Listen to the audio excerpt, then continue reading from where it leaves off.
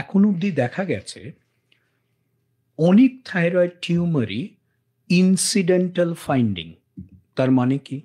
তার মানে কোনো অন্য কারণে হয়তো গলার একটা আল্ট্রাসাউন্ড করা হয়েছে, কিংবা কোনো স্ক্যান করা হয়েছে, যেরকম সিটি স্ক্যান করা হয়েছে, এবং তাতে ধরা পড়েছে যে there is a swelling in the thyroid, there is a tumor in the thyroid। এটা কিন্তু ইনসিডেন্টাল ফাইন্ডিং বলা হয়, মানে অন্য জিনিস করতে গিয়ে এই জিনিসটা পাওয়া গেছে। এটা তো একটা দিক গেল। আবার অনেক ক্ষেত্রে, যেটা বেশিরভাগ ক্ষেত্রেই দেখা যায়, যে গলার সামনে হয় শ্বাসনালীর বাঁ দিক কিংবা ডান দিক কিংবা শ্বাসনালীর ওপরেই ওই মাঝখানটাতে গলাতে একটা ফোলা আছে।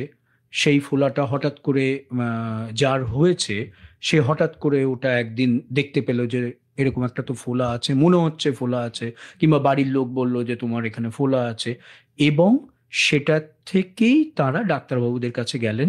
গিয়ে খোঁজ খবর, ইনভেস্টিগেশন যা হোক, যা করণীয় সেগুলো সব করা টরা হলো, যেগুলো নিয়ে তো আমরা নিশ্চয়ই আলোচনাতে আসবো, হুম, যে এটা নিয়ে কি করা হয় না হয়।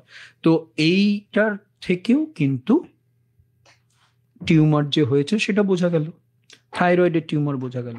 এমনও কোনো কোনো সময় হয় যে থাইরয়েডের টিউমার হলো এবং সেটা ম্যালিগন্যান্ট টিউমার, মানে ক্যান্সারাস টিউমার হলো, এবং সেটা এতটাই ভিরুলেন্ট, এতটাই তার প্রতাপ কিংবা তেজ, সে রেকারেন্ট ল্যারিঞ্জিয়াল নার্ভটাকেও ধরে ফেললো।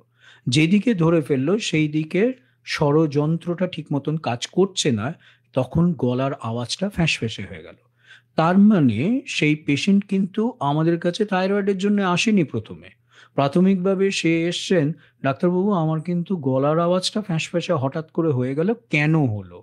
ওটা খুঁজতে গিয়ে নিয়ে আমরা দেখলাম there is a tumor in the thyroid which is malignant।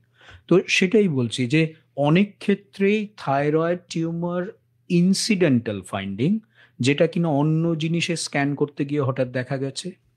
অনেক ক্ষেত্রে পেশেন্টই দেখেন যে গলার সামনে একটা ফুলে যাচ্ছে, সেটা নিয়ে আসেন। আবার কিছু কিছু ক্ষেত্রে এই থাইরয়েডের টিউমারের জন্যে অন্য কিছুকে এফেক্ট করেছে, সেটার জন্য এসে নিয়ে ধরা পড়লো ওনার যে থাইরয়েডের টিউমার হয়েছে।